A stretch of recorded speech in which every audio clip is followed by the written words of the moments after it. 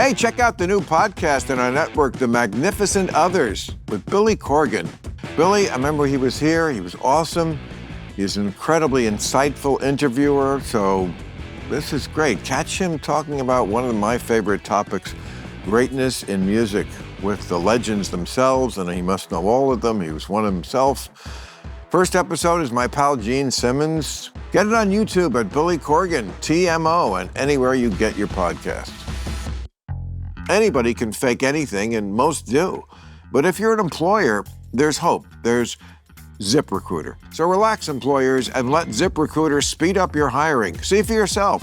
Just go to ZipRecruiter.com/random right now to try it for free. That's the same price as a genuine smile from a stranger, a picture-perfect sunset, or a cute dog running up to you and licking your hand. Again, that's ZipRecruiter.com/random. ZipRecruiter, the smartest way to hire. Ring in February with new rewards at Golden Nugget Online Casino. Right now, new players can play just $5 and get 250 casino spins on a featured game with promo code RANDOM. Gambling problem? Call 1-800-GAMBLER. Please play responsibly. 21 and over. Physically present in Michigan, New Jersey, Pennsylvania, and West Virginia only. Void in Ontario. New customers only. Non-withdrawable casino spins valid for Jinshi, Baoshi, Endless Treasures only and expire in 168 hours. See terms at goldennuggetcasino.com/promos. Ends at 11:59 p.m. Eastern Time on February 23rd, 2025. With pre-alcohol, you can stay on track and not let winter travel and celebrations like Valentine's Day, Super Bowl, and Mardi Gras throw you off course. Go to zbiotics.com/random to learn more and get 15% off your first order when you use random at checkout. ZBiotics is backed with a 100% money-back guarantee, so if you're unsatisfied for any reason, they'll refund your money. No questions asked. Remember to head to zbiotics.com/random and use the code RANDOM at checkout for 15% off. Those places where people have meditated for tens of years, hundreds of years, thousands of years, carry certain energy. And where is this one? Because I want to avoid going there. I mean, humans, not good people. Am I wrong? We're doing all right. We're doing all right. You think we're doing all right? No, we're not. We're How you doing? How you doing? I'm good. I'm well. Thank you for having me. No, please. This is such a cool spot. I really appreciate it. Really? Yeah. Even for you? Yeah, it's nice. Is it spiritual enough? Anywhere can be spiritual enough. So. Really? Yeah. Well, then would you like to go to the Spearmint Rhino? I've not tried that. That would be an experiment. You've never been to a strip club? I have never been to a strip club. You think you're spiritual. Yeah. Brother, I'm going to rock your world. No, really. When was the last time you went? What day is it? No, it's been a minute, but you know, there's nothing. Why? There's nothing wrong with it, right? I don't think there's anything wrong with it. I think it's about the state of consciousness you want to live in. Really? Already we're on that. But why can't you? You just said you could be spiritual anyway. You can. Okay. Absolutely. Absolutely. Did you see Honora? I did not yet. I've heard about it. I've not seen it yet. She was a stripper. Okay. I'll have to check it out. I don't know enough about it. I did hear about it. The movie? I need to see it. Yes, yes. I think you'd enjoy it. Okay. It's just enjoyable. Yeah, you know, check it's it a out. great performance. I love that director. He did another one called The Florida Project. Did you ever see that? No, I didn't see that either. You'd like that too. Okay. It's an interesting movie. It's about this woman who's a complete train wreck. I mean, she's poor. You know, she's like living in a motel, you know, right near in the shadow of Disneyland. Mm-hmm. And she's got a little 6-year-old girl with her. And she's just a terrible mother in a lot of ways. But she's kind of a big kid in herself. And she loves the kid. And the kid loves her. But she does things which, in today's world, we would never allow. Right. Like just lets the kids roam free. You know, run across the highway. You know, they're begging for free food at McDonald's. Yeah. I mean, it's just... And then she literally like turns a trick while the kid is in the bathroom when she needs money. She's not really a hooker, but yeah, she's terrible. So of course, social services come. But the kid's loving her life. It's one of those really interesting moral questions because the kid does not want to go. I mean, then the kid just runs. And what's the resolution? Well, the kid, I mean, it's great that it's just right in the shadow of Disneyland where life is perfect because life is not perfect, I think is one of the great themes there. Yeah. I think the resolution is the kid runs away, and they're going to have to either catch her, but she's like, no, I love mommy. I don't want to live. Mommy's fun. I love it. You All know? right, well, got my homework. So Yeah, Nora, Florida project. Yeah, I just did a big plug for this director. Nice. I love it. I've got my movie night sorted. That would help, actually. Me and my wife are always struggling to find what to watch on movie night. So that's going to help us out. Have you been married? Been married now for 8 years. It'll be 9 this year. And how did you know she was the one?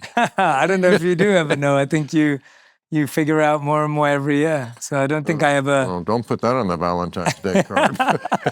I don't think you ever do really know if someone's the one. I think you think you know when you meet someone that someone's the one, but it takes many, many more years to actually get confident about that idea. I think we're overconfident in the beginning, and we might overestimate what we know, and then you get to know someone deeply and you think, wow, I'm lucky you turned out the way you are.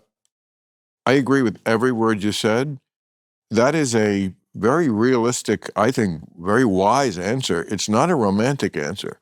I don't feel like it's the answer women want to hear. Right, but sometimes the answer we want to hear is definitely not the right answer. And your wife's okay with that? My wife's actually far less the romantic than I am, so she loves that answer. She'll actually appreciate that answer. Well, maybe. Yeah, she'll actually agree with it. Maybe that's why she's the one. Yeah, maybe that's why. There we go. But you were celibate for a while, right? I was for 3 years. I was too, not by choice. That's the difference. When was that? You were a monk. I was at Cornell. When were those years? College years? Yes, I went to a college, Cornell, in the 70s. It had only recently. Great college. Great education, yes. Not a fun, pleasant experience. Most people who went there would say the same thing. I think it's kind of a cold place in many ways, which is why I never gave them a dime. But yeah, it had just recently, the Ivy League had just recently, when I got there, just made, integrated with women at all. Mm-hmm. I think a couple of the colleges, when I went, like Dartmouth, I still think was all male. Wow. Yeah, this is the mid-70s. Wow. That's remarkable to even think that. It is. So wait, you were one of the first years where... Well, I feel like the ratio I recall being something like 4 or 5 to 1, which would be bad under any circumstances, but especially when you're a shy nerd with no game, no money, no anything. Yeah. You're just... And the women had more choice. Of course. Well, they're always at that age going to go for older men because people, when you're that age as a male, you're just, it would be a very rare person who, I saw this other great movie. Look, all the movies. I know, you've been watching a lot of movies. I always do. This one I'd never heard of. It's like 10 years old. It's called 5 to 7. I've not seen this either. I'd never heard of it. It's really interesting. It's about, the French have this tradition where they don't ask what the spouse is doing from 5 to 7 in the day because they're very realistic about how passion wanes and people need a mistress or a lover. Wow. So this 25-year-old kid in New York, he meets this 33-year-old French woman and he's totally besotted. And one day they're walking along and he said, what else don't I know about you? She was like, well, I'm 33. I have a husband and 2 children. What? You have a husband? She said, yeah. Why do you think we meet from 5 to 7? Oh, my gosh. And it's a really interesting movie, except that they put in the mouth of this 25-year-old words that would never come out of a 25. Oh, really? It's obviously a writer twice his age. Right. Nobody 25 is that cool, that confident, that wise, that good with women. Yeah. But other than that, it's fun if you suspect. But that's much less easy to swallow than Avatar. Now the sad thing is that so much of that is, that's 5 to 7 in that era with some culture. But I'm hearing some horror stories right now of people dating. I was talking to someone I know, and they were saying that they were seeing this guy who was kind of going in the right direction. It was a bit of long distance across the States, and she was hoping that it was going in a more serious direction. They're in their 30s, and so she'd reached out to him and messaged him and said, hey, I'm coming to see you this weekend, obviously, as we planned. Just wanted to make sure that we're on the same path, that this is serious, it's going somewhere. Very, very acceptable way of messaging it at someone. And she didn't get a response for a day. And she thought, okay, well, maybe something's up. It's okay. Didn't get a response for 3 days. Texted again, just checked in. Didn't get a response for 7 days. She goes online and she finds this online space where she starts talking about her experience, posts it. Next thing she knows, she gets a message from another woman who says, hey, can I chat to you? I read what you wrote. Realizes that this man's actually in another relationship. He's getting divorced at the same time from another relationship and he's dating this woman. And it's mind-blowing that someone has the audacity and the ability to navigate that many people at the same time. I don't even know how you keep up with that. It's actually something that I'm sure always went on. What's amazing to me about the story is that someone thinks they could get away with it today. Yes. Before the internet, before that era and social media and tracking people in every possible way. Yeah. Same thing with criminals. I feel really bad for criminals. It's hard to be a criminal now because they got cameras everywhere. It's the same thing. I mean, if you're a husband cheating and your wife knows where your car is at all times because it's on her phone, You've thought through this, Bill. No, I don't have You're speaking from experience. I don't have to because I'm not married. Yeah. And one reason is I never want to cheat. I never want to have to, lie in a relationship. And that's very hard because, I think a lot of people, and you'd be a great one to ask this, but I think the common idea in people's minds is the longer you're in a relationship, the more honest you get, and maybe in a great one. But actually, it's the reverse. The longer you're in, the more you start lying, muchly to protect your partner who areas get sensitive. Do you still want to fuck me as much as always? Absolutely. Okay, well, it's a lie. Yeah. But you got to tell it. Yeah. I think it's hard because we all say we want the truth. I think if you ask the average person, they'd say, I want people to be honest with me. I wish people told me the truth. But then when someone says it, the old cliche, you can't handle the truth. Like we can't actually handle it. And I think it takes a lot of maturity, a lot of openness, a lot of self-work to be able to say, hey, you know what? Actually, I'm happy to hear what you actually have to say. And, it takes a lot of courage to hear the honesty and it takes a lot of courage to say it. But I think a lot of people are scared to say it because they're scared of how it's going to be received. Did you ever see Tootsie? No. I got to get you a streaming You need to get me I need to get you a... I don't watch a lot of stuff. I watch a bit of stuff, but I obviously don't watch enough. I thought I watched enough. Well, I mean, you're probably onto other bigger, deeper spiritual things. But for us normal people, you've heard of the movie, right? I've not. Never heard of Tootsie? What year is that? I have Tootsie no idea. is a super classic. I mean, it's 1982. It's Dustin Hoff. I wasn't born. So what? Yeah. I wasn't born for the French Revolution, but I know about it. Really, Doc, that excuse is really, your generation should lose that. It's a stupid thing to say. It really is. You weren't born for it. Yeah, I saw a lot of movies. I wasn't aware. I know, but I wasn't born for Citizen Kane, but I've seen That's fair. That's fair. Okay, so Tootsie is, who Dustin Hoffman is? Yes. And Bill Murray? Yes. Okay, so the movie is, I don't know if you can make it today because it has to do with gender, but he's an actor in New York and he can't get work. And there's an ad where there are open auditions for a soap opera, but it's for a woman, and he dresses in drag, and he gets the part as a woman. Wow. Michael becomes Dorothy, and an older woman. It's very funny, and the audience loves him, and he becomes a big soap opera star. Wow. So he's at a party one night as the woman, because he's invited and he's very hot for this other girl who's on the soap opera. And he says, and they're talking, and she says to him, thinking it's a woman, guys are so full of shit. I wish one of them would just be honest and come up to me and say, I think you're the most beautiful woman in the world, and I'd like to go to bed with you. And he hears it. Later on, he's at a party as himself, as Michael, and he goes up and he tries it, and she throws a drink right in his face. It's a great movie moment. That's awesome. I need your movie list. This sounds like you're going to make my life a lot easier. I feel like nowadays all my generation does is spend hours and hours and hours trying to find something to watch and then give up eventually. So, and these I'll movies give you don't make the lists. Like you look at IMDb and you start looking at all these lists. And well, I mean, that movie is 40 years old, but it is. I mean, certain classic movies, you don't have.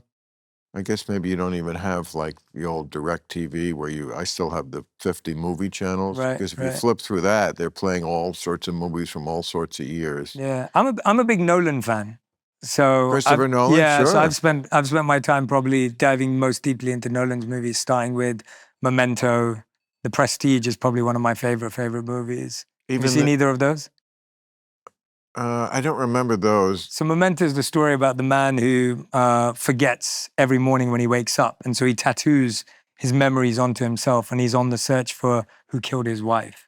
It's a brilliant story. Yeah, I have heard of that. I don't think I did catch up to that. Highly recommend it. I'm going to watch that one. Yeah, one of the best. And The Prestige is Hugh Jackman, Christian Bale, Scarlett Johansson. It's beautiful. It's such a great movie. It's based on two magicians. Oh yes, I did see that. Yeah. Yes, yeah. That's his most. That's early on. 2006, I think that is. Yeah. Right, and that's more of his mainstream phase. Yeah. Just the way Stanley Kubrick. Stanley Kubrick. Yes. I mean, he did so many innovative movies, but he also did Spartacus to start his career, a very mainstream movie. Yeah. And there's two that Christopher Nolan did that I don't know what's going on. Which ones? Tenet? Yeah, that's terrible. Yeah. and then what's the other one with Leonardo DiCaprio and which one is it? It's Inception. That's that's an amazing movie. That's incredible. It is. That's a beautiful movie. I'm sure it is to you. I love the concept of the idea of we're living in a dream within a dream within a dream. Yeah, but it's kind of hard to follow. I think it takes a bit of reading, but I'm that kind of person who wants to watch a movie and then No, I'm not movie bright. I'm not stupid, but some people are much more movie bright. Very often, like a young girl, I need to watch a movie with. Got it. Because she can explain to me. Got it. What's going. Okay. And Inception, I was just completely lost. Well, anytime, call me up. I'll explain the plot and we'll walk through. Right. But no, you're reminding me of. I remember I was at a wedding. Maybe like 4 years ago, and it was, people in entertainment, and everyone there was a writer, comedian, every speech was a Netflix comedy special and perfectly delivered. It was amazing, super entertaining. But I remember I was sitting with a group of people who were all asking me what my favorite movie that year was. And of course, with my naive and unrefined movie knowledge, I said Marvel Endgame. And everyone at the table had all these, indie movies that they were in love with and everything. So I don't know. I've had that experience before as well. I'm worse than you with that. I mean, all of those kind of popular movies, any spandex movie, I've seen hardly any of them. The ones I have seen, I didn't see any difference between. I don't know why Catwoman is the worst and Spider-Man's the greatest. To me, it's all the same movie. Oh no, there's some good movies. I'm a Marvel fan. Oh, you are? Yeah, I'm a Marvel fan. So there's some good ones in there. I just tried to watch, I did not try. I watched, sort of Dune, the second Dune. Yeah.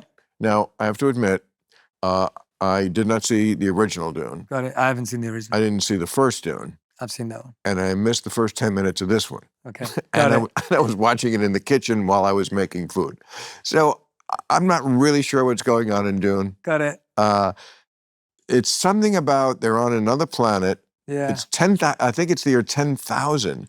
And yet everything is just eerily the same. Like they still have helicopters and they're still fighting and running really fast. And, there's one tribe that has this thing on their nose. Yeah. Have you seen that? Yeah. Do you know what that is? I think I suppose it helps them breathe. I don't know. I guess so. It's very dry. Yeah. And yet Zendaya's skin is perfect. I mean, really, I've been to Vegas for a weekend. That's a great observation. And my skin got worse than what's going on here on That's a great observation. The planet. Yeah. What is it?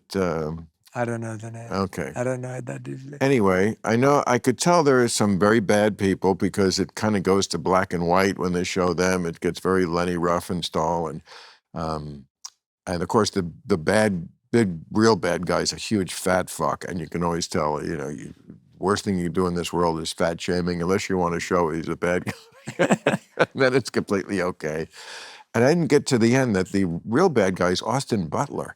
but they shaved his head, and I was like, oh, that's awesome. He gets killed in a great fight scene. Oh, so you have seen it? I've seen it. I've seen that one. Yeah, I've seen the movie. I don't remember the name of the planet, but I know the movie. Yeah, I've seen both of them. So if you don't watch movies, like, what do you do? I watch movies. I think we just watch different movies.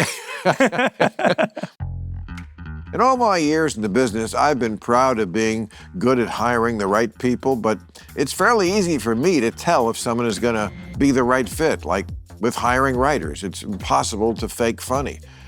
But with most jobs, it's not that simple. Anybody can fake anything, and most do. But if you're an employer, there's hope. There's ZipRecruiter. ZipRecruiter finds qualified candidates fast. And today, you can try it for free at ziprecruiter.com/random. How fast does ZipRecruiter's smart technology start showing your job to qualified candidates? Immediately. ZipRecruiter's powerful matching technology works fast to find top talent, so you don't waste time or money. So relax, employers, and let ZipRecruiter speed up your hiring. See for yourself. Just go to ziprecruiter.com/random right now to try it for free. That's the same price as a genuine smile from a stranger, a picture-perfect sunset, or a cute dog running up to you and licking your hand. Again, that's ziprecruiter.com/random. ZipRecruiter, the smartest way to hire. Ring in February with new rewards at Golden Nugget Online Casino. Right now, new players can play just $5 and get 250 casino spins on a featured game with promo code RANDOM. That's 250 chances to win on us after you play just $5 or more. Don't wait. The best rewards and the brightest moments are waiting at Golden Nugget Online Casino. Whether you're spinning slots, doubling down on blackjack, playing roulette, or any of our exclusive games you can't find anywhere else, make any moment golden with Golden Nugget Online Casino this year. Gambling problem? Call 1-800-GAMBLER. Please play responsibly. 21 and over. Physically present in Michigan, New Jersey, Pennsylvania, and West Virginia only. Void in Ontario. New customers only. Non-withdrawable casino spins valid for Jinshi, Baoshi, Endless Treasures only and expire in 168 hours. See terms at goldennuggetcasino.com/promos. Ends at 11:59 p.m. Eastern Time on February 23rd, 2025.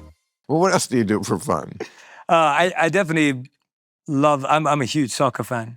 So I'm born and raised in London. Watching so or playing? Both. I don't play as much anymore, but I used to love playing and watching soccer. It's still one of my favorite things to do. Where'd you grow up in England? I grew up in North London.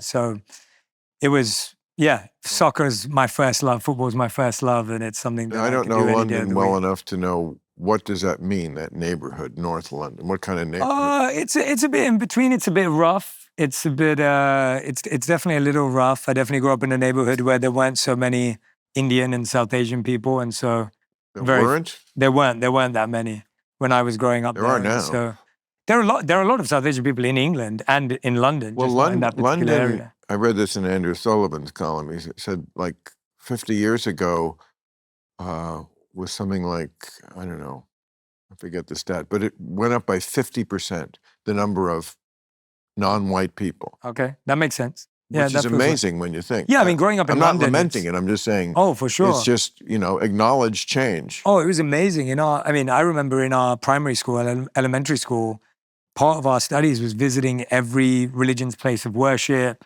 That was really common because there was someone from every religion in our class. There was such a great exposure to other cultures. Right. We celebrated every religious holiday. It was pretty incredible to have such a diverse upbringing. And I know a lot of my friends here didn't have that. So that was a real positive. It's powerful. I did that.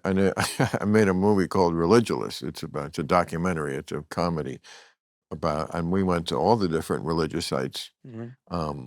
For the documentary. Yeah. And I made fun of them all. But we never got to, now you're not officially a Buddhist, or are you? No. But you were a monk, right? I lived as a monk, but in the Vedic tradition, which is more aligned with Hinduism, if you had to put it into a category. And what's that like? I mean, the life of a monk, I'm sure we all have an image in our head. It's very Spartan. It's hard. It's definitely hard and challenging. You're waking up. Are these the celibate years? Yes, correct. So you're waking up at 4 a.m. You're having cold showers. You're meditating for around 4 to 8 hours a day. You sleep on the floor. You get 2 sets of robes. You wear one, you wash one. And it's a really challenging lifestyle. But at the same time, talking about what we're speaking about, what was really profound to me when I think about it is that it was 3 years of my life where I didn't have to pursue anything. I didn't have to pursue a woman. I didn't have to pursue a job. I didn't have to pursue a promotion. And I feel like there's something really powerful about a period of our life where you're not pursuing anything external that allows you to actually go inward, to have a go at mastering your mind, not that you ever will, and pursue that perspective. And so when I looked at the science of it, because I've always been fascinated by the parallels between spirituality and science, I was looking at a study that was saying that most of our life, we live it in pursuit. So we live it in anticipation, reward, and then crash. So you anticipate something, you get the reward or you don't, and then you crash after it, whether you're happy and then crash or sad and then crash. And that keeps us in that cycle of anticipation, reward, crash. But when you actually don't pursue something, there's almost a sense where your dopamine stabilizes and you actually get the ability to focus on being present for small things and getting to appreciate the things that you would usually miss or things you wouldn't see. And so now when I look back at it, I look at that as one of the biggest things I learned there, because I don't know any time in my life before or after where I haven't been pursuing something. And so that was the most magical thing when I look back, to think, wow, what a period of life where you're not pursuing something. It must give you, with your vast audience, a lot of cred. Kind of like the revolutionary who has spent time in prison. Mm. You know, a lot of the people who wound up presidents of countries, Menachem Begin was, you know, some people would call him a terrorist. He went to jail, you know, fighting the British for Israel's independence. But, you know, Mandela, you know, Martin Luther King. You go to jail, Castro, I think, before he... Yeah. You have a kind of a credibility with the crowd that, like, yeah, I walked the walk for this. I didn't just talk about it. I, you know, in your case, got up at 4 a.m. and took the cold shower. And are you allowed to masturbate when you're... No, not even. Yeah, so not when even you say that. celibate, even from yourself. Yeah, fully celibate. Yeah. Wow. What do you do about that? Well, it's a great question. I think what's really fascinating is, before I did the life, I always thought it would be suppression or repression, but actually I found that engagement that we had there with the meditation, with the clean plant-based diet, with the focus, I'm not kidding, at least at that time, it was a thought that evaporated. It was a thought that disappeared. And that didn't happen immediately. It probably took months to even feel that way.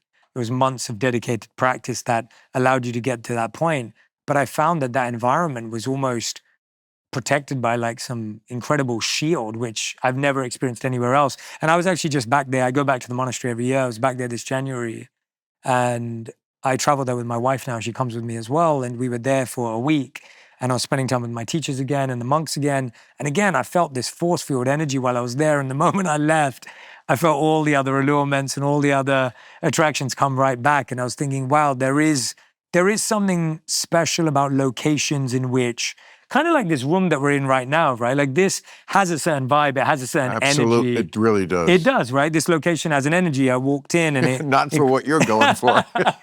but locations do have energy. They really do. They really do. Yes. And I think that those places where people have meditated for tens of years, hundreds of years, thousands of years, carry certain energy. And where is this one? Because I want to avoid going there. You don't want that force field. Yeah, you don't want that force No, field. I'm not as strong as you. But I'm not strong.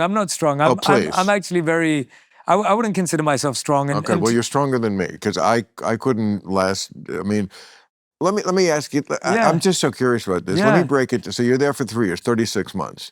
I'm guessing that the first month must have been the worst, the hardest. It is because you're transitioning. It is the worst. And I can't believe I'm doing this. What am I, crazy? What the fuck am I doing? I only lived so many years on this earth. Why am I not enjoying it? There's things going on. I could go see Tootsie. Yeah, exactly. I mean, there's movies. There's lots of fun things. Okay, but where are we like after 6 months?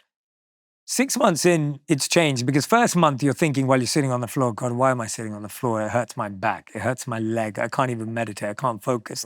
That's day one, week one, month one. So you don't even get a chair? You don't get a chair there. No, there's no meditating on chairs. You don't get a chair? Not for meditating. What about a bed? You sleep on the floor. You have a thin little yoga mat and a little bed sheet. And when you're in India, you have the mosquito nets. So you're sleeping in this really tight tent because the mosquitoes will eat you at night. I remember one of my... Shouldn't you welcome that? Yeah. I remember one of my friends went to sleep with his head, because your head's shaved. He had his head shaved at the net. And we woke up and his head looked like the moon because they had craters all over it from the mosquitoes eating you alive. So do you have a roommate?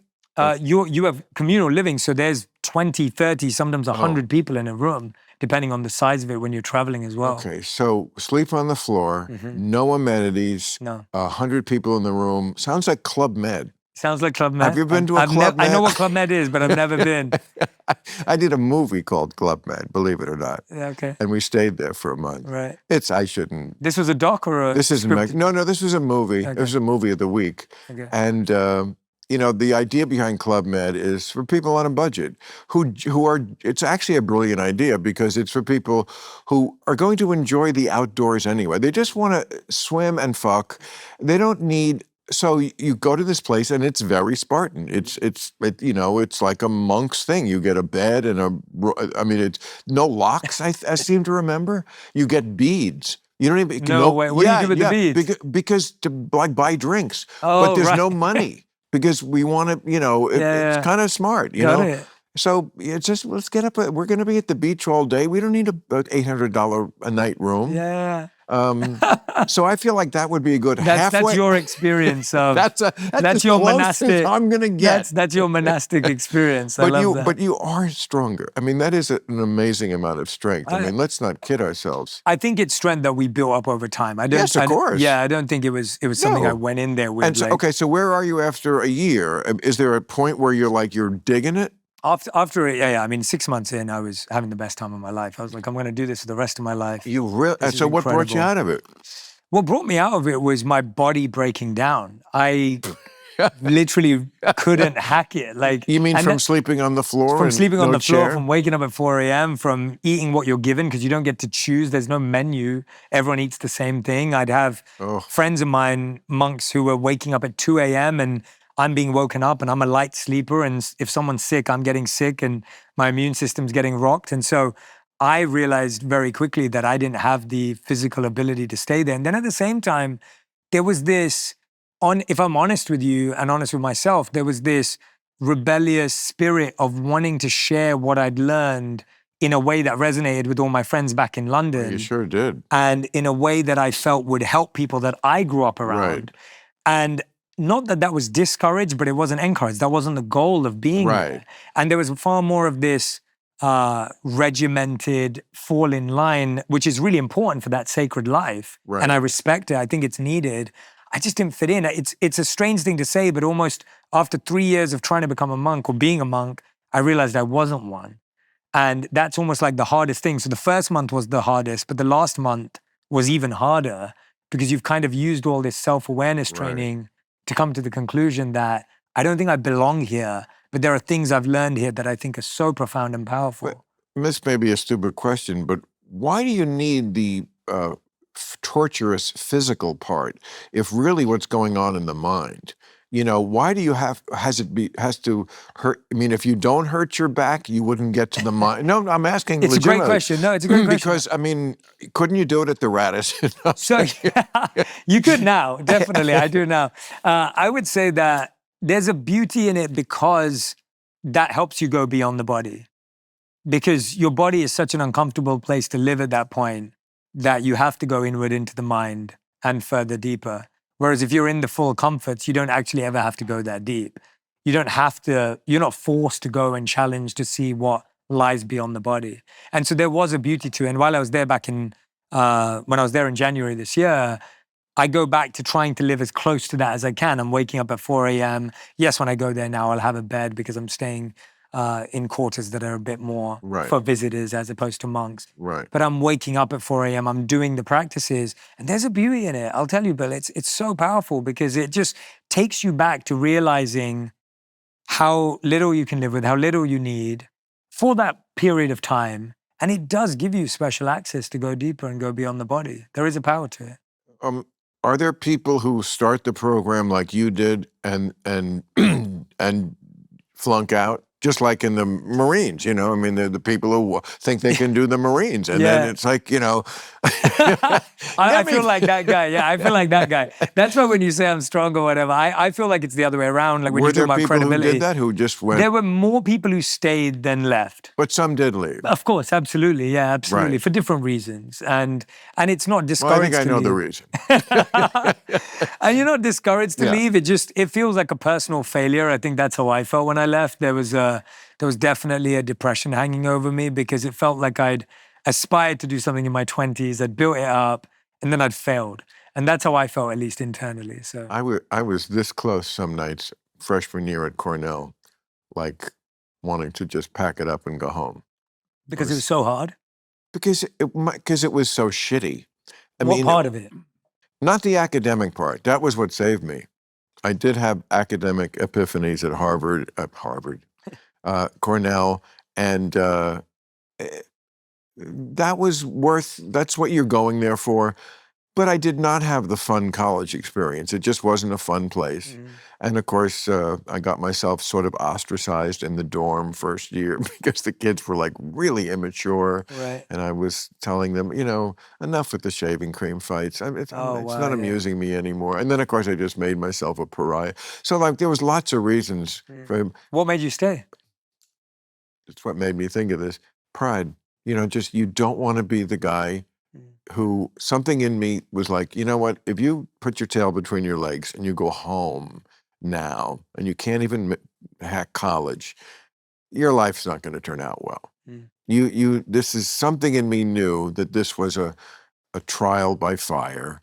My version. Look, people went to Vietnam not that long before this happened. So there are way worse trials by fire. And what you did, I mean, I just can't imagine the fact that it got to the point where you had to quit because physically but again, connect me to why that makes your mind better. Which part? Oh, the physical challenge? Because first of all, the simplicity of it removes all feelings of I, me, and mine. So when you don't have your bed, you now are rolling out a mat anywhere in the room. There's a detachment to that. You get a mat. Yeah, with the little yoga mat, like a little thin yoga mat with a bed sheet. But like you don't have a place that's yours. It removes that feeling of ego, that idea of this is my space, this belongs to me. Right. It gives you a sense that, hey, this is ours. We belong to this space. This is something we all have to maintain because you don't know where you're going to sleep. When you have two sets of clothes, you wear one, you wash one, it again creates that simplicity of independence, of taking care of yourself. So all of those physical limitations or simplifications allow you to access these modalities that you wouldn't. Like you'd never think of detachment if you didn't have anything at all. If you're constantly surrounded by things, it's harder to understand that principle. So I think the extremes help us learn the lesson so that when you're not in the extreme, you can actually find the balance. And so to me, even for example, when I'm sitting on the floor and my leg's hurting, my back's hurting, I'm now having to go beyond the body to see if there's something inward to go toward to find peace within. I'm having to find peace in my breath. And by the way, that's true for anyone who bodybuilds today. If someone's working out, it's not fun lifting that weight. You've got to go to your breath to get through that last rep, to push through. That's how it works. So that resistance is a healthy resistance. It's just that I pushed it way too far. I was a bit too excited to see how far meditation could go and how much I could push my body. I was a young man. I was 22 years old and, not being as mindful as I probably should have. So it wasn't that it had to hurt as bad as it hurt me. But see, this fascinates me now because you see, now you have so many things in your life that beyond what the normal person has, which we would consider things that really feed an ego. Yeah. I mean, you talk to some of the most important, celebrated people in the world, right? Oprah and Obama and who else? You've had okay. And you're very successful as money is coming in. I'm sure you're not burning it in a pile, are you? No? No, Okay, all definitely right. not.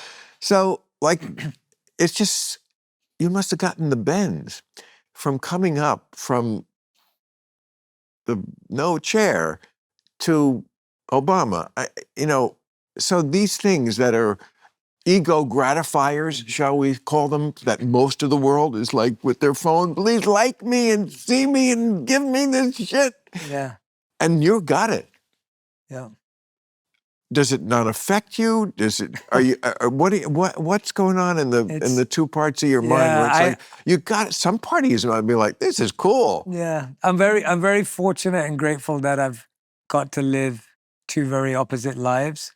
And it's been extremely, extremely difficult for me to wrap my own head around it. And I mean that. I'm saying. I can't. Yeah, and it's a battle every day is the real answer. It's a battle every day. Ego is something that you are working with every day. It's if you But why are we saying it's a bad thing? I'm not saying it's a bad thing. Oh, you're not? No. I'm saying that there's... Some ego's good, right? Don't you need some ego? I mean, that's what Freud says, Yeah, in the Vedic literatures, it's described as real ego and false ego. So the difference is that false ego is when you identify your worth with the thing. False ego is, I am worthy because I have. Right. Whereas real ego is, I am worthy because I live and breathe and I'm here. Or maybe and I'm did connected something to the good universe. as opposed to... That would be even the second. The first would just be that I've been given an opportunity to do that. There's worth even in that. There's worth in just living and being and breathing. But you're helping a lot of people now. I'm trying to. Yeah, I think people would say you have helped them. Definitely, yeah. So doesn't that make you feel good? Of course it makes me feel good, and there's nothing wrong with that. There's nothing wrong with it. No, Okay. nothing wrong with that. I think what it is it's almost like when you buy into your own hype. I think it's if you walk into a room. I remember watching an interview with Robert Downey Jr. that I loved. He was being interviewed at the Cambridge Union. And he said, when I walk into my house, it's not like my family goes, oh my God, it's Iron Man. Like, let's, he's like, it's not like that. It's like my wife will be like, can you take the trash out? And I think if you're walking into every room and you're like, oh yeah, I interviewed this person, look what I did and look at who I am. I think that is an unhealthy sense of ego. It's an unhealthy sense of self-worth. It actually will make you extremely lonely and it will actually depress you eventually. Okay. So I think that's the kind I'm being cautious of. But now you waded into my area, Jay. Go ahead. Because now you're talking about celebrities. They're all full of shit. Robert Downey Jr. his wife does not tell him to take the trash out. Somebody else takes the trash out in that house. He's a fucking movie star. He's got a lot of money. Is all his life rose petals? No, of course not. And he's married. So he's going to have to, you got to serve somebody, as Bob Dylan said, Okay. But his life is cushy, and lots of people everywhere he goes, deserved. He's a brilliant actor, done some amazing work. We could go through his movies. Yeah, I love his But, movie. When he goes out to dinner, he doesn't wait. He gets the best table. What I'm saying is his ego is fed constantly. He's always at award shows. And that's where you got to battle it. That's the point. That's my point. It's harder. If occasionally... at home, he's got to eat some shit with the, he's not, it's not as simple as my wife tells me to take the trash. No, for sure. Celebrities really like to play that up. That I'm just like you. But no, I don't disagree. And I think that's why for me, that's why I'm saying it's a battle, because if life has become easier and more comfortable, you have to be more cautious. You have to be more aware, because it's so easy to get lost in that journey. And so I relish the battle. I enjoy it every day. I prefer being in a place now where I'm challenged, where I'm questioned, where I have to think about these things. If anything, it forces me to take more shelter. It forces me to surrender more. It forces me to take my practices more seriously, because it's almost like if you're training every day, if you're a warrior and you're training every day, but you never go into battle, you don't know how strong you are. So when you're on the battlefield every day, and your ego is being pushed up and you're being given all this praise and you're given all these accolades, and then you have to stay grounded, then you're really figuring out how strong you are. So I think I'm reminded of how weak I am every day. And that's a beautiful reason why I focus on taking so much shelter of my practices. What would you say is the most indulgent, materialistic thing you have in your life? Oh gosh, right now? So many now. Really? So you mean many? Things? Well, anything. I mean, it can be anything. It can be, you know, I don't know what your tastes are. Maybe, you know, it's a vintage record player. I don't know what you. Oh, how did you know? That's a good show. No, but I have mean, a vintage you know, record player. That's great. That was amazing. But would it give you pleasure? That's impressive. I do have a vintage record player. That's why I'm laughing. That's why I'm laughing. Really? I have a love for design. I have a love for design, and I love how design can transform spaces. If I find out you have a Shark Tank, I'm going to I do punch not you have a right Shark in the Tank. fucking nuts. I do not have a Shark Tank. I have a vintage record player that I love. It's a 1960s Braun that a lot of Apple's initial products were designed based on that, and I love it. It's such a beautiful piece that inspires me daily. I was a huge fan of Steve Jobs, and so Really? yeah, big fan of Steve Jobs. Steve Jobs spent a lot of time in India, and spent a lot of time, or at least what he did spend time with monks, and so he has quite a spiritual, explorative side. Let's face it, after a night with drinks, I don't bounce back the next day like I used to say the least. I have to make a choice. I can either have a great night or a great next day. That is until I found pre-alcohol. Z-Biotics pre-alcohol probiotic drink is the world's first genetically engineered probiotic. I kept hearing about pre-alcohol and wondered what it was actually like. Now I get why everyone's talking about it. And with their GMO technology, Z-Biotics is continuing to invent probiotics that will help with everyday challenges of modern living. Z-Biotics pre-alcohol probiotic drink is the world's first genetically engineered probiotic. It was invented by PhD scientists to tackle rough mornings after drinking. Here's how it works. When you drink, alcohol gets converted into a toxic byproduct in the gut. It's this product, not dehydration, that's to blame for your rough next day. Pre-alcohol produces an enzyme to break this byproduct down.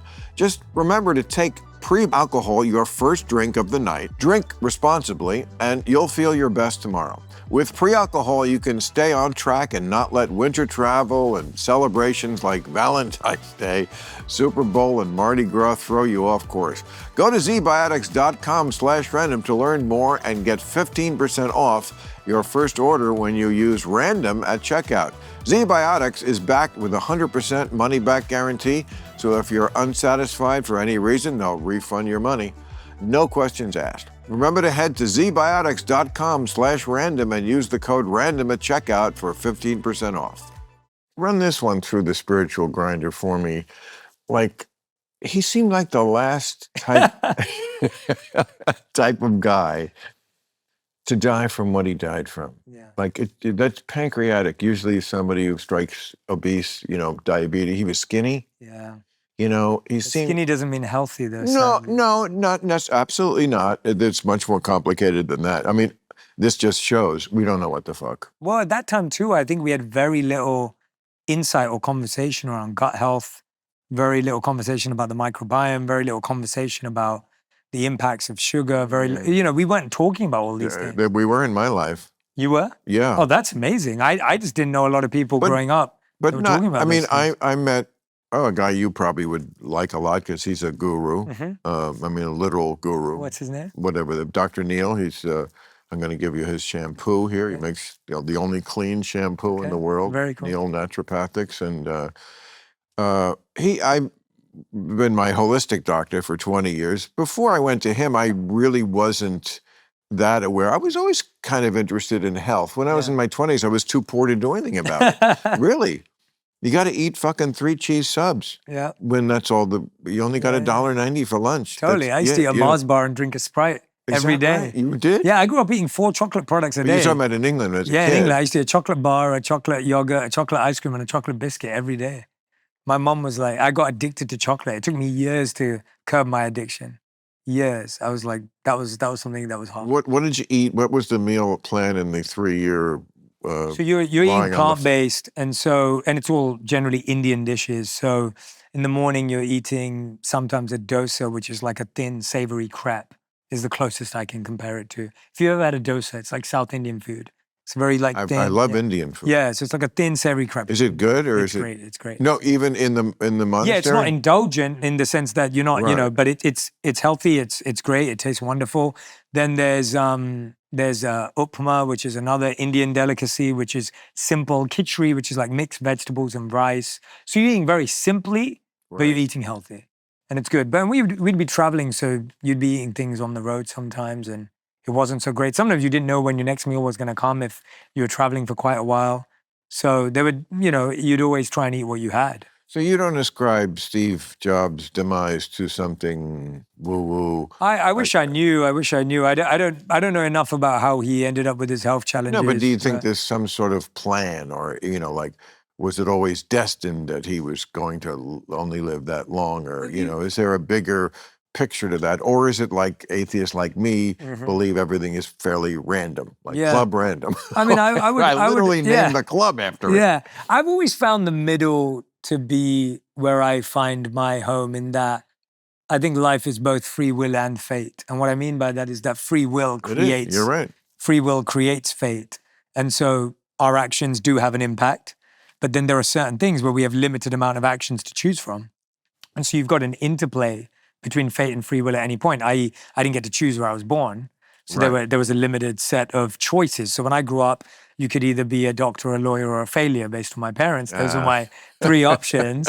And I would never have imagined having a career in media or entertainment, or obviously podcasts didn't exist, but I could never imagine being a host. That wasn't even in my vocabulary growing up. And so you start seeing how these intersections of our life kind of limit us and then allow us to flow. So I've always seen this interplay between free will and fate. So I live as if my actions matter. I think that's a good way to live. But then I also accept that my actions matter, but that I can't be deciding of the result. I can't choose where they go. I think you should host Saturday Night Live. I do. I think it'd be really funny. Wow. Because? The Swami sketch, just to have a whack at spirituality and stuff like that. Well, if you encourage it, maybe from your you'd still when your lips to SNL's ears. Would you do it? I would do it. Definitely, I'd do it. Definitely, I'd do it. Exactly. I think You're it's out great. of the monastery's in the rear view, baby. I think it's great to laugh at ourselves. We're going full throttle. I think if we can't laugh at all the idiosyncrasies of every establishment, it's a bad idea. So. Go for it. Yeah. I want to see you in a Cardi B video. I want the whole thing for you. It's funny you said that. I always said that Cardi B would be one of my ideal guests on the show, because my joy is in not speaking to people that are like me or that look like me or act like me. And my joy is in finding mindfulness within each person I meet. Well, I'm so glad you mentioned mindfulness, because she just had a stud put in her ass crack. Okay, I didn't know this. No, Where did you learn that? How do you come across that on your TikTok algorithm or your news feed or the New York Times newsletter? I don't know. No, one of my writers tried to make a joke out of it. Got it. And I said, and it didn't work? What's funny about Nicki Minaj? I mean, Cardi B. Having her ass crack pierced. That sounds uncomfortable. Bring me something that's naturally funny. No, I was like, it's almost too obvious. And, and also it's in bad taste. And I'm just, wait a minute. I am all about bad taste. Anyway, but yeah, Cardi B, I could see it. Yeah, I could see it. Maybe on my tour. I'm about to go on tour with the podcast. I know. Oh, I'm excited for that. I blame the pot. I forget the plugs. Oh no, you don't need to. I'm so glad. I'll plug it in. That was. But really, that was so good the way you did that. I'm excited about it. I'm really looking forward to it. I don't blame you, and you should be. And tell me all about it. I hear you're going on tour with the podcast. Thank you for the plug. I really appreciate it. That's please. so kind of you. I never forget anything.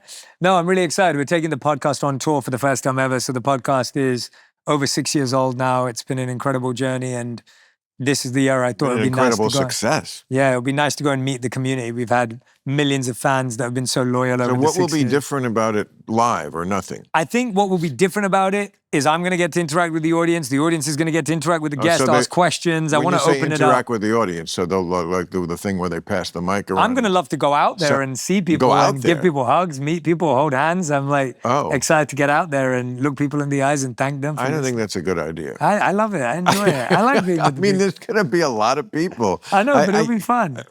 It's going to It'll take be a fun. long time to get through the whole crowd. No, not through the whole crowd. I mean, I'm not going to get through well, the then whole crowd. but who gets at least I've selected got- for that? I don't know. We'll find out. I know, but We'll then find see out. now we're breaking down into the VIPs and the people who don't get the hug. You see the problem? Well, no, but it's Jay, random choice. It's club random. Well, There's no rhyme or reason. no, It's random. anybody who buys a ticket to your show is going to want to give you a hug. Okay. And either you're going to give 6,000 hugs. I can't do that. Exactly. Yeah, it'll be impossible. And now I'd love to. And now what we're down to is some people get it and some people don't. Yeah. And now you're in the worst kind of areas of ego and division and all the stuff that You think so? If you do something where You know, there's a VIP experience, No, but that's not what I'm saying. I'm saying as in I would just go out into the audience. I'm not saying in a section. okay, but you just here's the said you're thing. not going to do all 6,000. No, of course not. But here's the Then thing. who gets it? Here's the thing. The community I have, and I know this because I went on a one-man tour on my own show 2 years ago when my book came out in 2023. I went on a tour, but it was just me. It wasn't a podcast. I'm not kidding you, Bill, and I really hope that you'll get to come. I would love for you to be there. One thing that everyone said, so part of my event was me bringing people up on stage, asking people to do uncomfortable things that I believed were powerful for growth. So we had everything from setting a couple up randomly on a date on stage through to me putting a person inside a solitude cave to meditate for 15 minutes during the show with a question. And then sawing them in half? No. I wanted to do that bit, but they said it was legally difficult. So damn, that would have we really missed out. Yeah, that would have been amazing. Ending. Yeah, that would have been amazing. And then we, to the point at the end of the show where I asked people to call someone in their life that they hadn't told they loved for a long time. And they did that live on that's a good stage. one. It was really beautiful. But here's the reason I'm telling you all that is my community rallied behind each of those people in a way you've never seen before. And I saw the audience. You saw 5,000, 6,000 people rally behind this one person who was having this experience, whether they were in that solitude cube, whether they made the call, whether they told the whole audience about a breakup that they just went through or a tough divorce. You saw the whole audience run and hug that person. Wow. So I believe that even if I can't hug 6,000 people will walk away with a hug from someone else in the audience. And it'll be that much more powerful because my audience and my community is all about building that rather than it being around me. It's not about me making something incredible happen. It's about them feeling that from each other.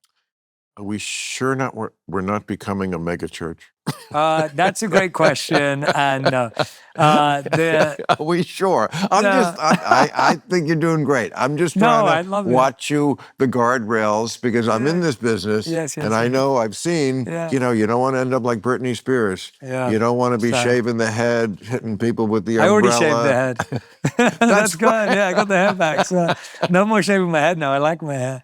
Right, no, you're not even allowed to have hair there. You're not allowed to have hair because just like the Marines, the first thing they do. Yeah, it's great detachment, and you have such a nice head of hair. Thank you, I appreciate. Oh, you're gonna love this shampoo. Really, I'm looking forward to using it. Really, great plug. That was good. No, but it's true. It's the only really truly natural shampoo there is in the really? world. I look forward to it. I love a new shampoo. Yeah. I'll try it out tonight. This guy's been in India a million times. Wow. He fucking loves India. I love it. George Harrison loved India. Oh, really? I mean, George Harrison loved India. I know that. So. Oh, yeah. Yeah. Oh, that's amazing. I mean, he got the whole Beatles to go. Yeah, I mean, Ringo left after 2 weeks. Ringo was like, I'm not staying on the floor. Yeah. And he missed his English food and, Yeah, of course. It's different. It's hard, but... I mean, I don't know if you believe this. Certainly people from that, shall we say, realm of religious thinking believe this, that we're all at different stages because we've been reincarnated different times. And you can't hate people like me and Ringo. We just haven't been reincarnated that many times. I mean, like, it's very doubtful that almost at the age of 70 that I'm going to suddenly have this. Who knows? Who knows? Who knows? Never say never. you But I know. don't think I'm going to go and do the 3 year on the floor thing. No, I not just 3 don't. years. Not 3 years. Not Maybe 3 3 minutes. days. Maybe 3 days. I mean, but maybe after I've been reincarnated, this is what they would say. Maybe if after I've been reincarnated 4 or 5 more times, I will be at. Is that the way you see it? Like you think you probably have just been reincarnated more times, so you're closer to where we're getting, where we are a being beyond our burdensome physical body. I don't claim to have any of that evolution. I think that we're living at a beautiful time where the greatest gift of spirituality is available to anyone and everyone because it's so talked about. How do you so define accessible. spirituality? The ability to learn about the self. That's as simply as that. The self. The self. Yeah, the ability to learn about the real true self. I think that conversation is so widespread today. It's so accessible today. There's podcasts, there's books, there's social media pages. It's everywhere. So the ability for anyone and anyone. See, I think I know myself, as most people my age do. If you haven't known, if you haven't caught on by now. Yeah. But I think you're talking about a different kind of knowledge. Maybe I don't know myself at all. I am absolutely open to entertaining that possibility. I think it starts there, right? I think it starts there. It starts with, I mean, the one thing you do know is which movies you love. And I often, it's funny you said, and I'm being serious. I think sometimes I ask people, I'm like, hey, what kind of movies do you like? And we don't know what we like to eat. We don't know what we like to watch. We don't know what we don't really know that much about ourselves, even starting there. No, those are things we do know. I would hope so, but I would tell you, we do know what we want to eat. Most couples argue every night about what they should eat. No, they argue about what the other one wants to eat. They don't know. They know what they want to eat. What they argue about is they ask their wife, and they don't agree. Where do you want to go? And she says, I don't care, you pick. And then the first 6 ones she vetoes. Yeah, it's over. But I think that self-awareness has many levels. And I think what I'm saying is that I think mental is important. I think physical is important. I think emotional is important. And then I'm saying spiritual on a soul consciousness level, it's important. But that's not easy. But it's available is what I'm saying. So I don't believe that I'm more evolved or I've lived more lives, therefore I know more. I believe that it's accessible today. I got very lucky. I met some remarkably compassionate and kind people. And they opened up the doors for me, and I believe that that's all I'm trying to do for anyone else. So, Swami, can I ask you this one? Come on, you gotta give me. Okay. All right. I'm with you on all this, but psychiatry, kind of bullshit, right? And this is why I say, like, on the level that I'm talking about, knowing myself. Yeah. Not on your level. Have you been to a psychiatrist or a therapist? Or? Briefly. Under duress. Talk to me about this situation. I want to. Yeah. You can help me. Okay, so, but in general, my view was always like, because I shouldn't say that, they're too personal, but somebody I know went, and I know fooled them, because I know myself, and when somebody who just met me is like telling me about my life, it's all I can do to stifle a laugh. Like, you think you could possibly know me better than me? I have all my memories. Now, I may be wrong about some things, but basically, I think I'm going to trust my judgment about me more than you. That may not be true for all people. To me, that's my problem with psychiatry. Yeah, I don't think a guru, a therapist, a coach, a teacher should be telling you about it. I think those are different things that you're lumping together. I'm lumping them together because I think they're all positions of authority in someone's life and can become. That's why I'm lumping them together, that there isn't the ability, like a guru, a teacher, a coach. A guru doesn't do what a psychiatrist does. No, they don't, but but I don't think anyone should be telling you about you. I think everyone should be inquiring and asking you questions that help you learn about yourself Well, deeper. That's exactly what a shrink would say they do. Which is not a bad thing. I think it's that's not a healthy. bad thing, but it's also kind of a bullshit thing. You really believe that? I do. Well, I did have an experience. You've never been asked a great question by someone that you felt helped you learn more about yourself. I'm telling you, bro, it was everything I could do to not laugh out loud. Maybe, but it's like dating, right? That's like a bad date. That's like a bad. You're right. Yeah, that's there like are a good bad and date. bad in every profession. Yeah, exactly. That's a bad date. And maybe this person is good, but for me, it was just a joke. Yeah, it's like a bad date. And if you didn't pick the person to go on a date with and you were forced to go on a date with them, that's But I even mean, worse. it just got to also just asking me, I felt like no matter what I said, no matter how arbitrary what I said Yeah. to this psychiatrist. They would find something profound in it. Correct. Right, yeah. I mean, I literally, listen to this. I don't remember the details, so forgive me, but we went into my family history, as they always do. My mother and father were both in World War II. My mother, an Army nurse, Wow. was in London during the Blitz. Wow. Yeah. And some nervousness or anxiety that I'd carried from my mother being in that situation into me, even though it was 12 years later that I was born. And again, just could almost not stop from laughing out loud. Right. Like, it just made me think some of this is valuable. There are people who really, their minds are messed up and they do need therapy, and it can help, and it does. But for all those people on the Upper West Side who are just having normal fucking Upper West Side problems, it's just an indulgence that you could never entertain if you were poor. It's a rich man's indulgence. Talk about white people's privilege.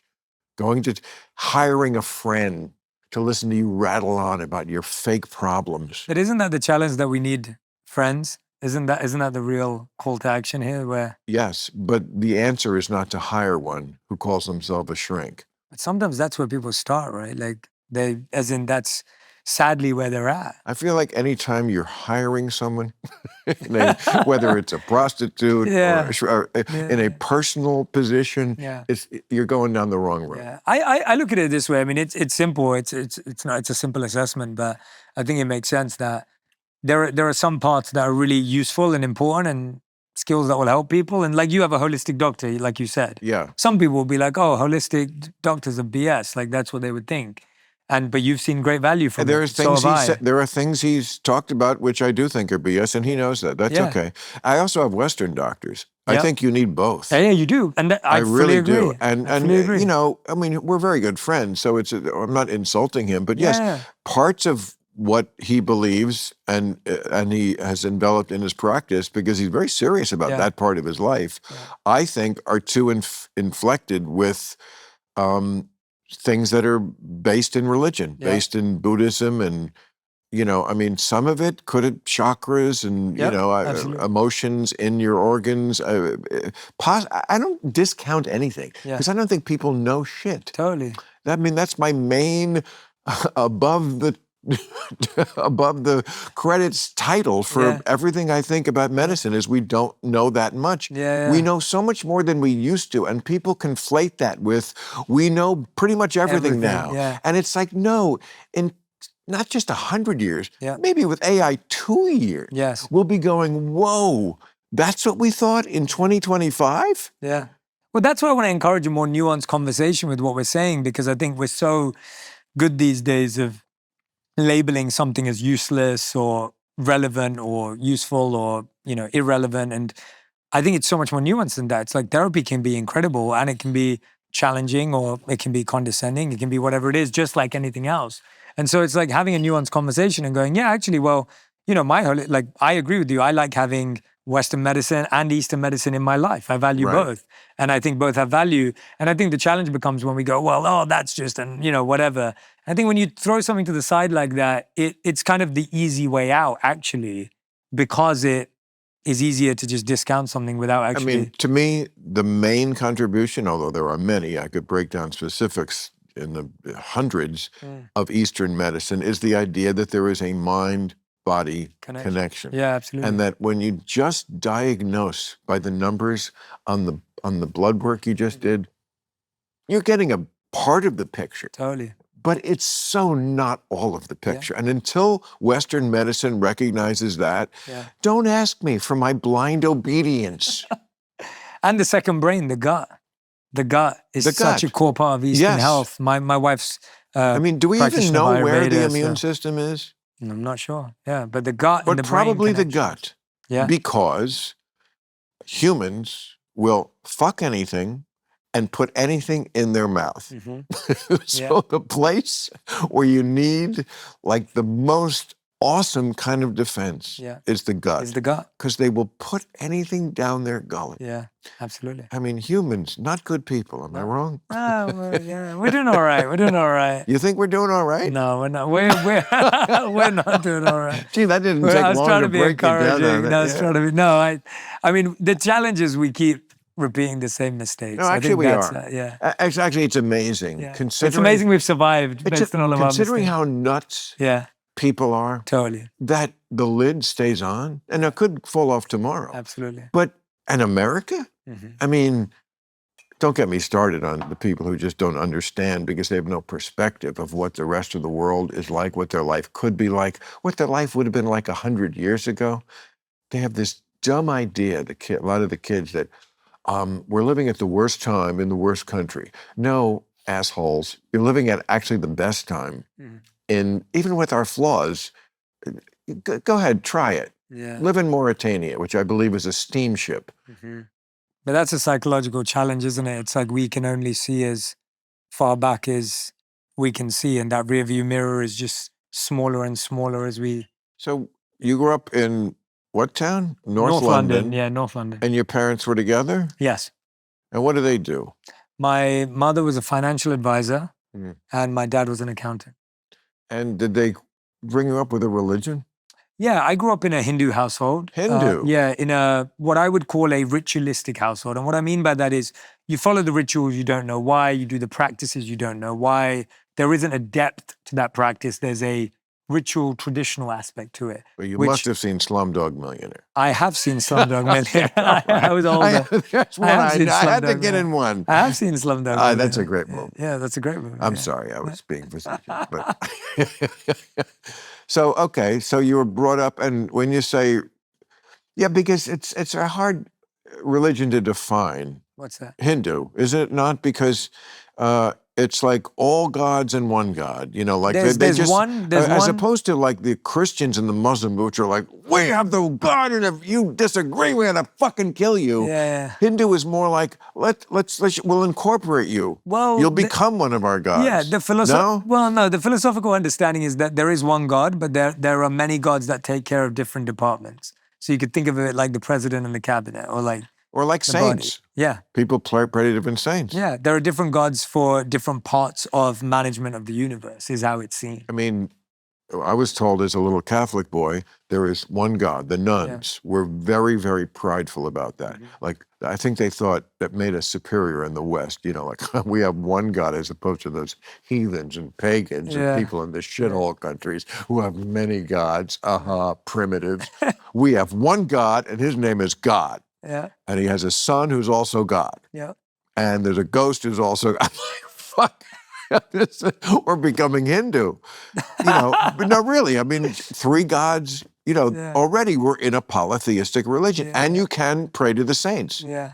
I remember that, St. Christopher. Yeah. You know what that is? It's a big thing, like in Christian countries. Yeah. You've got someone on your team who I met earlier. His name's Vayu. Yes. Just such a cool name. And I was saying, I asked him straight away, where did he get that name? It's a very rare name. You wouldn't hear it. Right. And Vayu's the god of air, God of air? Yeah, yeah. And so it's a beautiful name, but it's like there's a God for every aspect. Everything has a personal aspect. Nothing's impersonal in the world. So what have you incorporated from that in your teachings today? In my teachings or in my personal life?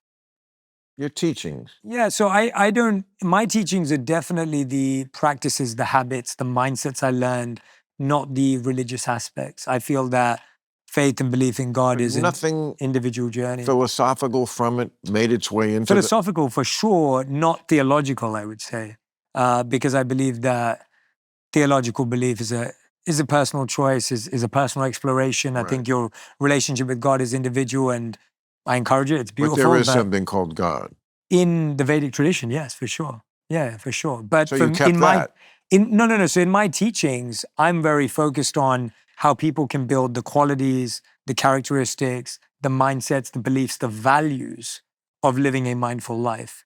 I'm not trying to get people to follow a certain God or believe in God. When you get feedback from people, what do you think, or I'm sure what is the area that most of them say you help them with? Purpose, meaning. Purpose. That's so vague. What does that mean?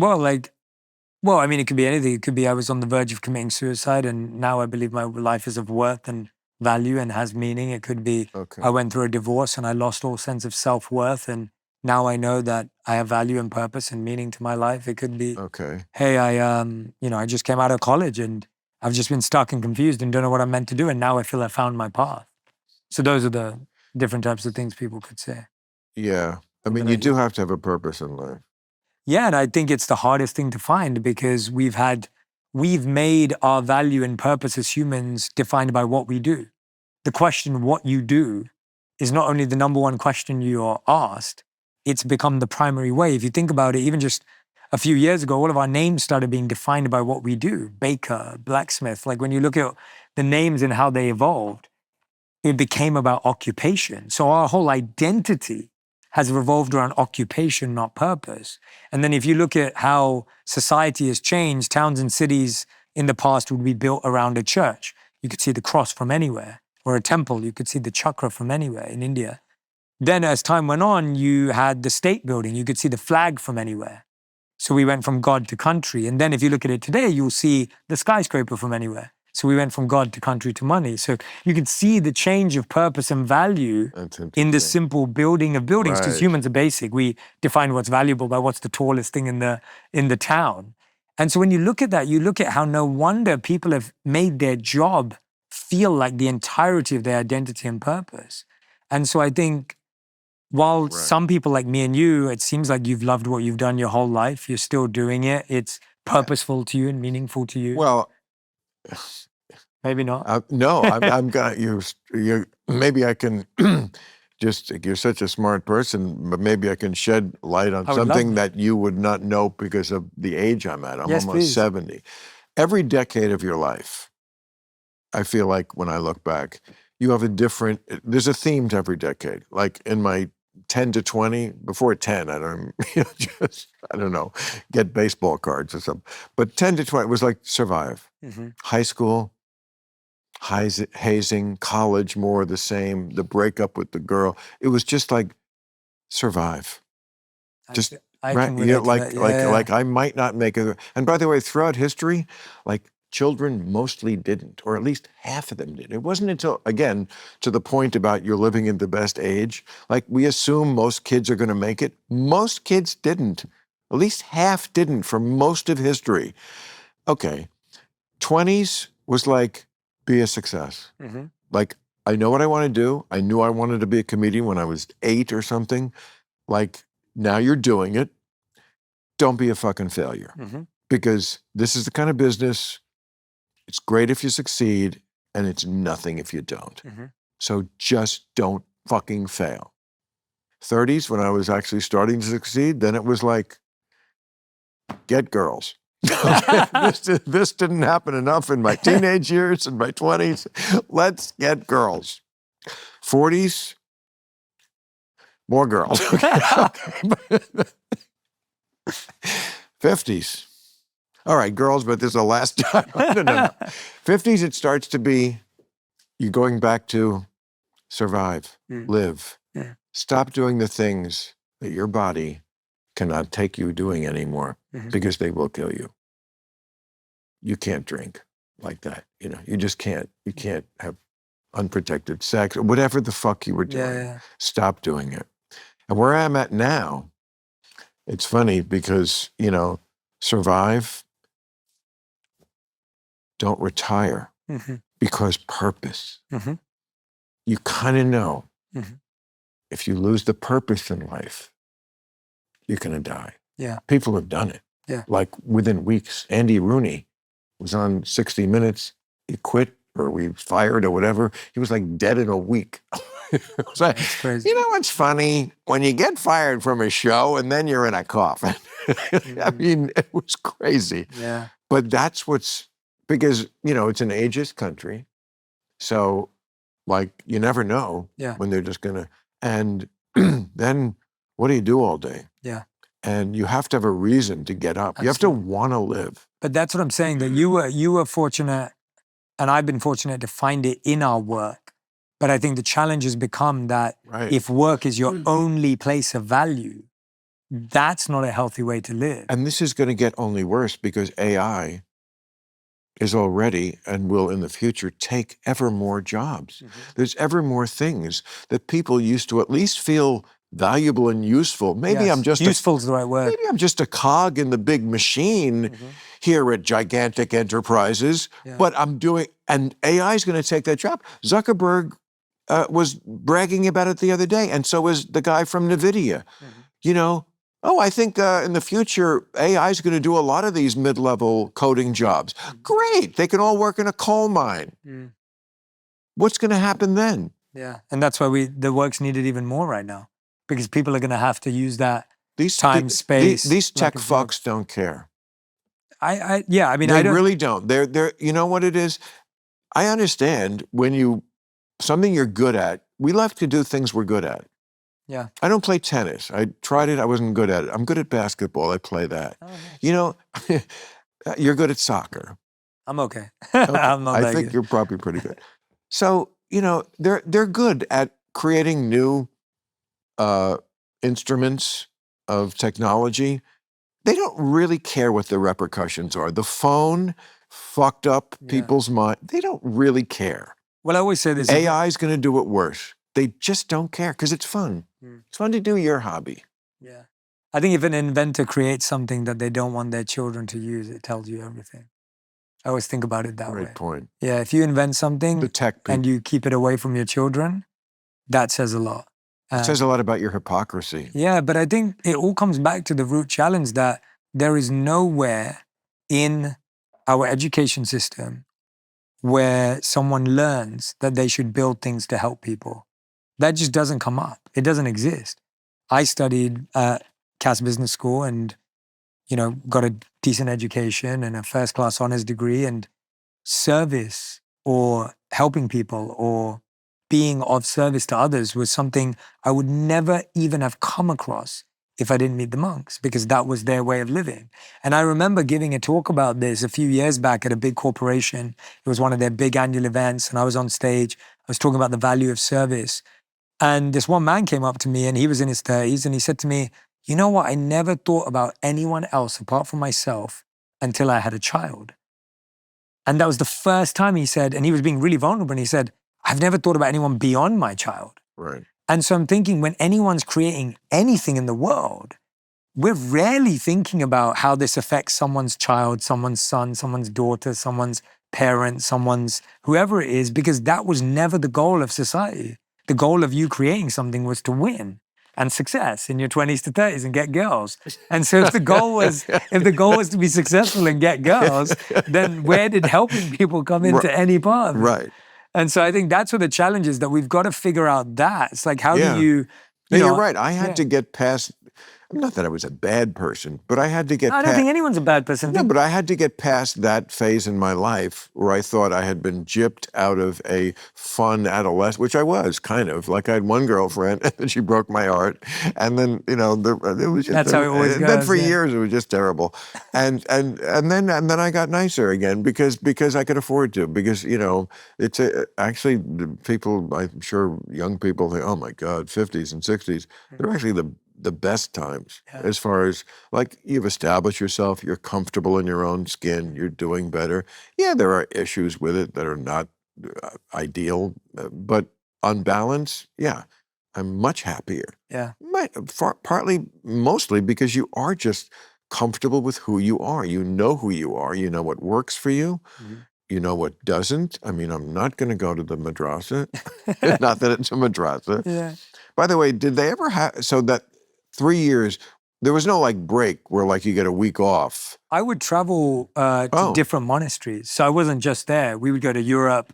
And for example, we were teaching meditation on But the you didn't streets go of like Europe for to a like full- Hong Kong, like Martin Sheen in Apocalypse Now, where you're in a hotel room and you're like, No, I got to no. get You're back in in monasteries across Europe. So I was going to London. I was Okay. living in monasteries there. I was going off to give classes at colleges. I was living in monasteries in Europe. I would then go back to India. Wow. So you're moving around. You're not in one place, because it's encouraged for you to be with different communities. I remember being in Scandinavia, teaching meditation on the streets, it was the most unique experience I've ever had. People were so open and excited to learn. It was pretty remarkable. So your decades, you've only had basically... I'm 37. Right. So you've had basically three decades to assess. And they are, like I said, even though they're very different for you. Yes, very different. Like, very right? different. Okay. Yeah. So what do you think the 40s decade is going to be? What's going to be your assessment of that when you come to the end of that one? I definitely know from a health point of view, when you were saying in the 50s, you learned what you could and couldn't do. Yeah. At least now I know that the magical decade to solve it is 35 to 45. That's like the time when you can really reverse aging and start that process. So I'm definitely focused on that from a health point of view. Wow. I hope that I can do that. That's a big priority. Gulp, I missed that one. Yeah, that's a big priority for me, for sure. I missed that completely. I'm grateful. That's what I'm saying. I think these conversations are being talked about more. I'm getting the fortune on my podcast to sit down with the greatest minds in health and wellness every single week. I know what you're referring to there. They recently discovered, or at least it was in the news recently, that aging doesn't happen completely incrementally year by year.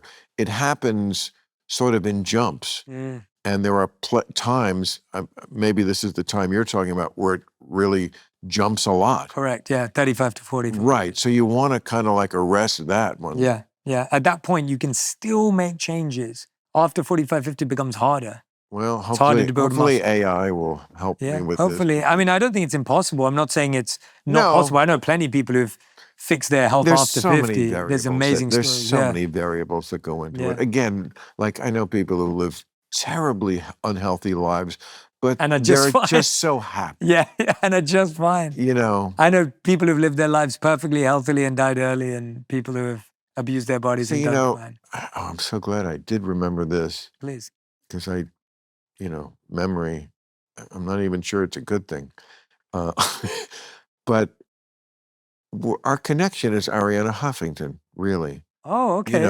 One of my oldest, dearest friends. I didn't realize that. I didn't know that. Oh, I'm so glad I remembered. Yeah, I didn't know that. Well, I mean, and she would be the first to agree. I was the first person to put her on TV. Wow. I'm not saying I'm responsible for her success. I'm not. She was always going to be a whirlwind. Yeah. But we became very good friends in 1994 when I had my first show, Politically Incorrect, and she was married to Michael Huffington, and he was running for the Senate out here, and she was a conservative. She was a conservative helping a Republican candidate win election and did not. But her first issue that she came on our show with was about Prozac, giving Prozac to children. Still an issue, I think. And it was very natural that after she went through Huffington Post, which was a great success, that she would then get into the wellness, because she was always She's incredible. This earthy Greek European woman who treated me like, family, and guarded over me like that, and cared for me like that. Absolutely. So when I knew, when I first heard about you, I was like, oh, okay.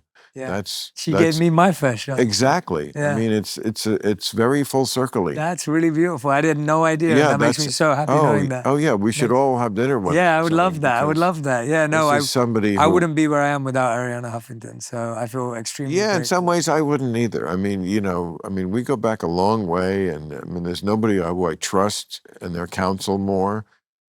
She lives in New York now, so we don't see each other as much as we used to. But we always, a few times a year, and, I can always tell her anything. And, again, there's nobody like her. Yeah, she's been an incredible support since day one, and just, allowed me to have wings. It's been really beautiful. And God bless her. Also loves money and is great at making it. Yeah, absolutely. And she uses it right. Hey, everybody, get good sleep. That'll be $750 million.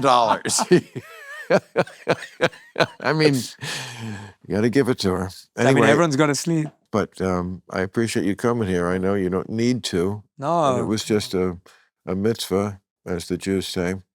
And I appreciate it. I appreciate it too. The joy and pleasure is all mine. I think, getting to meet someone as iconic as yourself is a true honor. So I'm grateful for that. And I feel smart just sitting next to you. And I feel like I'm going to have like my next 7 movie nights all sorted. I never really remember a lot from these episodes, but what I always remember is the picture of the person laughing. Yeah. I will see your head going back because you're a good laugher. Thank you. I appreciate and you have a, it just, it's why I do this. I'm a saint.